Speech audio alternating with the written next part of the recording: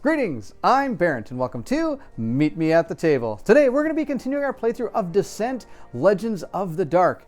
We'll be moving into the town phase, and then we'll be going into Chapter 2. So let's go ahead and check out the app and continue what's going to happen in this game. If you're excited to see what's in store for our characters, then I need you to meet me at the table. Bryn leads her fellows through the streets of Frostgate. Stone roundhouses mark important clan holdings, while timber longhouses, taverns, and workshops line the street. Bryn's house is large, its wings unfolding around its scraggly little garden, kind of like her helmet. The bare timber of the frame over the door is carved with fanciful clanfolk designs. You live here? It's nice. It belonged to my mother. She was an adventurer. She had some money. She was a well-respected by the clan's king to the Thane. A blond man with a clan folk kilt and a warm smile stands in the doorway. Welcome home, child. Uncle Ronan, these are my companions. Everyone, this is Ronan, a clan mediator to the kin to my mother. Greetings to you, Ronan of the Wild. I've heard of you. Ronan of the Wild, eh? Ha! I haven't gone by that name in years. Come inside, everyone. The group enters the house and divest themselves of their traveling gear. Soon all are gathered in the house's long common room. Uncle Ronan, we found a watchtower that had been overrun by the Uthuk. We need to send a message to the Baroness Adeline. No need for that. You can tell me in person. Aunt Adeline, why aren't you in Highmount? Is this some sort of family reunion? Aunt Adeline, I was right about you being a princess. An heir to a barony is not the same thing as a princess. Introductions are made all around. The Baroness is polite, if reserved. Charmed to meet all of you. As for why I am not in Highmount, things are not going well, Bryn. The Uthuk threaten us all across the barony. Bandits and criminals are worse than ever. I've even got word that the undead are stirring in the Mistlands. Refugees have been pouring into the Frostgate. We're the only city in the northern large enough to accept them. The Baroness has been negotiating with the clan elders to make sure Forthrin's people aren't turned away at the gates. Shouldn't the Baron be taking the battle to the Uthuk and protecting her people? What a good question, shouldn't she? She should, she will, beginning now. Bryn, I'd like to ask you and your friends for help. We're not her friends. Help with what? Apparently, you've already seen that the Uthuk are at large in my barony. My soldiers cannot even defend every watchtower, let alone every town and village. And when new threats or new opportunities appear, I have no assets to spare. In short, I need adventurers. You six are just what I'm looking for. We six? There are Killy Deepfire and Chance. The dwarf of a certain swagger to her as she enters the room, smiling and nodding. The Hyrnit's catfolk lurks in her shadow, ears flat against his head and tail lashing. Pleased to meet ya.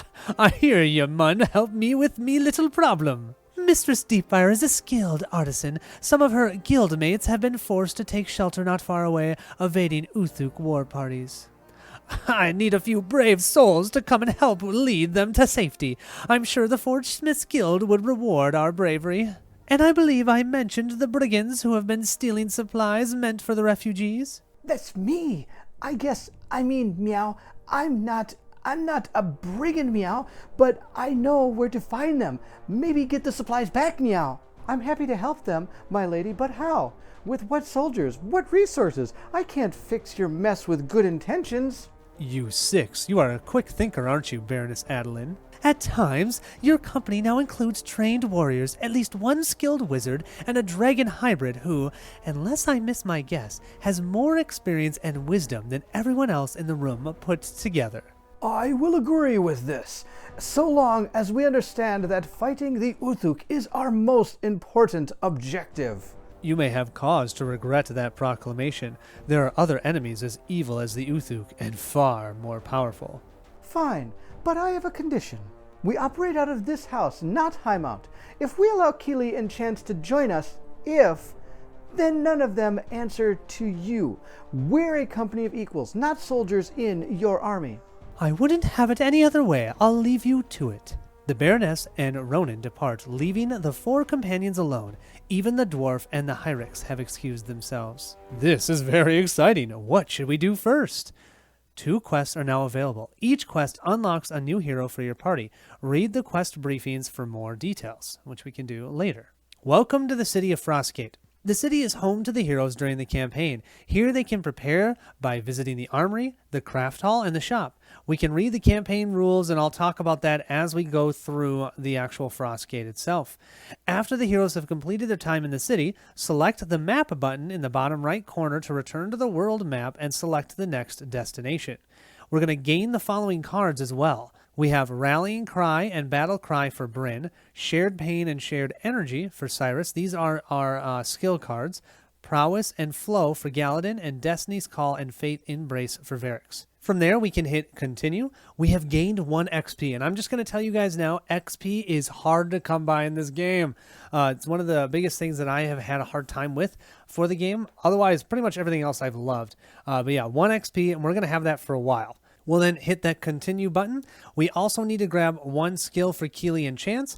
I got this, a word of caution for Keely, and disguise and careful for Chance. And you can see how there's 2 names for each one. And that's because these cards are dual-sided. So on one side they'll have one ability, and on the other side they have another one. And that's part of the fun of the game. And now we can explore the town of Frostgate. Now what's nice is Baron is not going to be around for this. I'm going to buy everything possible because he hates it when I spend everything. So we're going to spend everything until we have absolutely nothing. How does that sound? In the town, there are 3 locations that we can go to. We can go to the craft hall, which is right here. That's a spot where we can craft and upgrade our equipment. We can then go to the armory, where we can upgrade our weapons and maybe be able to even switch out weapons because we might find new weapons and craft new weapons. And then finally, we can go to the shop here, where we can sell or buy materials, as well as usually there's something there that you can buy that may only be available at that time. So because of that, I usually like to go first to the shop. So let's see what we have here. The shop allows the party to buy and sell crafting materials and also offers a few specialty items for purchase. The shop's stock replenishes and changes each time we return to the city. So the 2 things we can buy here, this one's 120. That one is actually for Galadin, who I'm thinking of playing with this time. So if I can get 5 more herbs and 120 gold, I could potentially buy this. Now, do you see this symbol right here? What that means is that the upgrade won't actually be a card. It's all going to be an upgrade within the app. Whenever I move the enemy 2 spaces towards you, then the enemy is dazed. I have a 30% chance of having that happen when I use my Bloodwood Bow. Kind of cool how that works. Let's see what our other one is here. Okay, this one is for our dwarf. We're not going to play with the dwarf this time because I'm planning on doing the side quest for Chance, which is our thief. So we're definitely not going to get that. You can see here there are different items that you can buy, but I can also go to the sell and I can sell some of the items that Barrett and I collected so I'd get enough money to get that stuff. Let's now move over to the craft hall. Now here, in the craft hall, you can craft new equipment and upgrade existing equipment. We need to have recipes, and then what we do is we can complete those recipes if possible, and then we can have those things going forward. The biggest example of this is consumables. You can see here, note that crafting consumables provides enough for the whole campaign. So if I can create the Vigor Potion recipe, every scenario will have that going forward. Kind of cool. So let's hit continue. I definitely want to try and do that, so I need Vigos here. Now, do you see the symbol here? That symbol means that it's an actual card. Now, we've seen that in the previous play, what that card looks like. So I think for sure I want to be able to buy some Vigos. Now let's see what other recipes we have. We have the Ringing Haft. Oh, I really wanted this one. So in order to craft that, though, we are going to need a Nemos, and I'm not sure we're going to be able to get that, but I'm going to write it down on a piece of paper, and then when we go to the shop, we'll see if we can get that. Let's see. Ooh, Rider's Wrap. Yeah, let's not worry about that one. Oh, Serpent's Tail, increase weakness damage during this attack by 1. But we would need Bone and Toxos. I doubt we can get that, but I'll write it down just in case. We'll look at our next one. Ooh, the Braided Pommel. The enemy is dazed. After the attack, move each enemy 1 space away from you, and that's a 30% chance.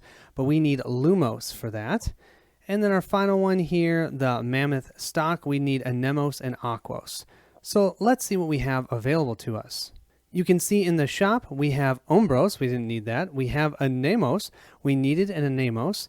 We have Teros, and we have Toxos. So actually, I don't have any Vigos. That means I don't think I can actually make those Vigor Potions.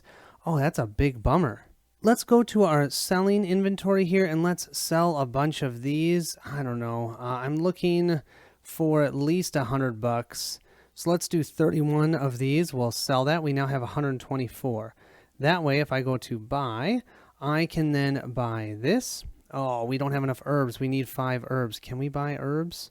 Let's see. We can buy herbs. There are 10 herbs available to us. So let's go here and let's sell another 8 of these. And then we'll go back to buy and we'll go here and we'll buy 5 herbs. And then that should allow us to purchase this. And then because we purchased that, we can then go back to here. We can go here. Now you can see on here, there is a check mark. That tells us that we have the right pieces to be able to craft that. So what I'll do is I'll click on this and hit the craft button. Now you can see we have no more herbs, but the Daravine arrow is available to us. We'll then hit the back button. We'll go here. This is the one that we haven't seen, the armory. Now, the heroes that we have available to us right now, you can see we have the Mirror Blades for Galadin and the Bloodwood Bow. I can now equip it with that Daravine arrow that I just got. Unfortunately, though, I don't think I have anybody else's. Oh, I'm thinking I was going to get one other person's upgrade. I need to buy some Anemos to get an upgrade for Varix, and Varix is my favorite, so we're definitely going to do that. We're going to go back here to sell. We'll sell a couple more of these. That should give us enough, so we can come here, buy 1 Anemos. Perfect. That means we should be able to come back to here. We should be able to craft this. Awesome. So we now our ringing haft is available. But what's important to note is it's not actually equipped unless I go over here, go to his weapon, and I equip it with the ringing haft. So I'm actually really sad about this because I love having those vigor potions available to us, but there's no way that I can tell that I can get Vigos. Yeah, I don't see any way of getting Vigos. I think I'm going to do one more upgrade, and in order for me to do that, I think I'm going to take a couple of these and sell them. Don't tell Barrett.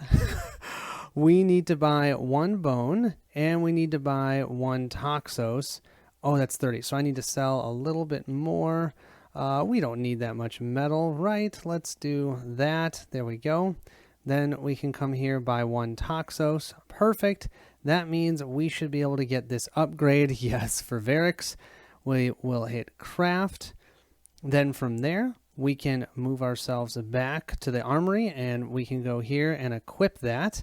Nice. Increase weakness damage during this attack by 1, a 20% chance. So I think that's all that we're going to do in the village. So we'll click this button over here.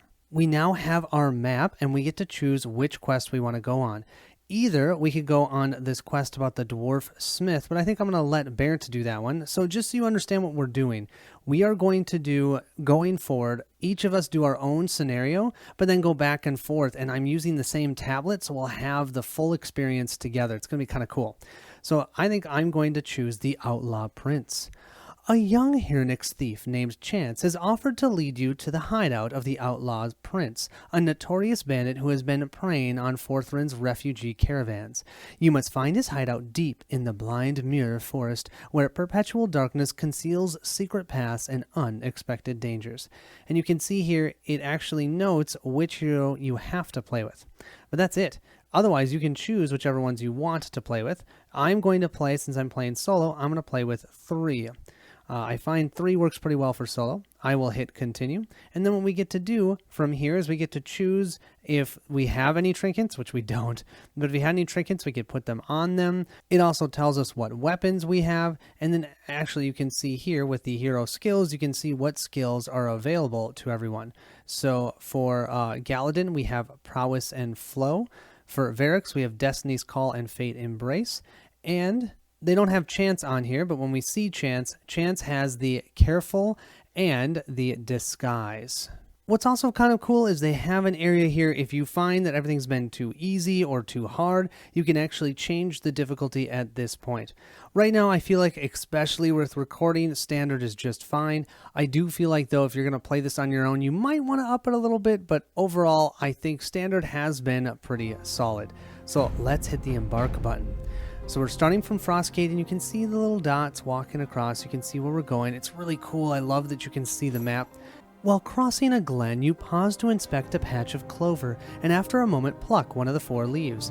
The following has been added to your inventory to use later. 1 Fortunos. Nice. So we continue our march along, and then we'll go into some text about our story.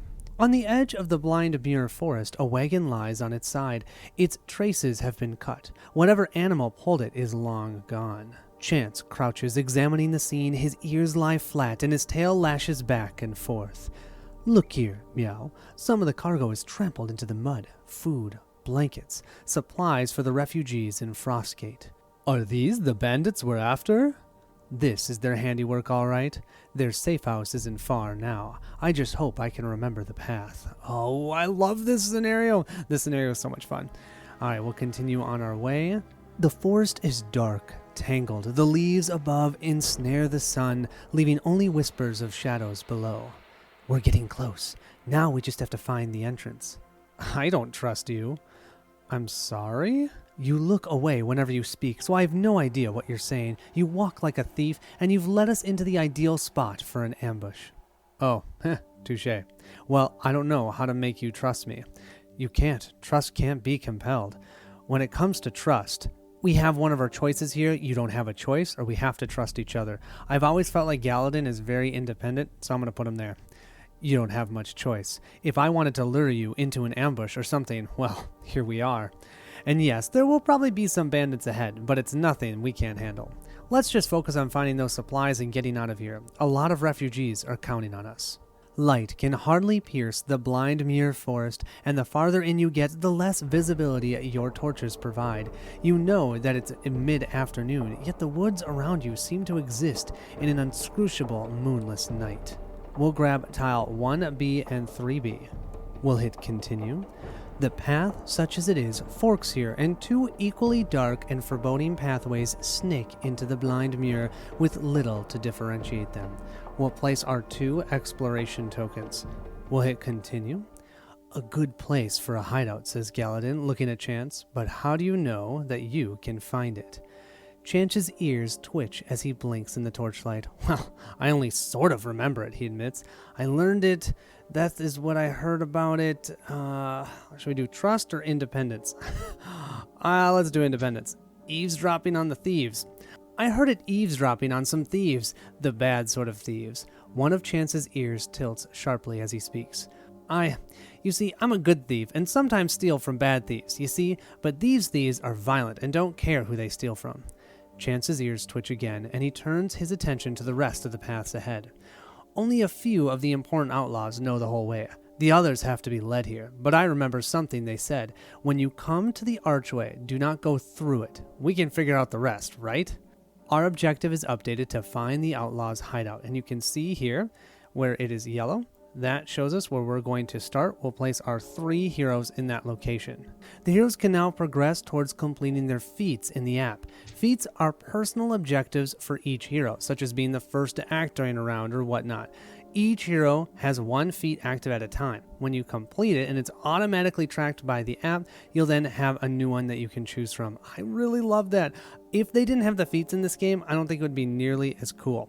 So let's go ahead and look at our feats and see what they are. So the 3 that we're playing, we have Galadin. He has the hunting party. Any hero attacks an exposed enemy, and that's awesome because he has an ability that can expose an enemy. Then we have for Varix, every advantage. Deal additional damage using an enemy's weakness. And then you can see here, actually, you can see the rewards too. We have a Twilight Arrow recipe so that we can actually build that, or we have the Inscribed Half recipe. And then Undercover, interact while there are enemies on the map, and that's the Shadow Weave Gloves recipe. Cool. Thank you so much for watching, and if you'd like to see what comes next, then I need you to meet me at the table.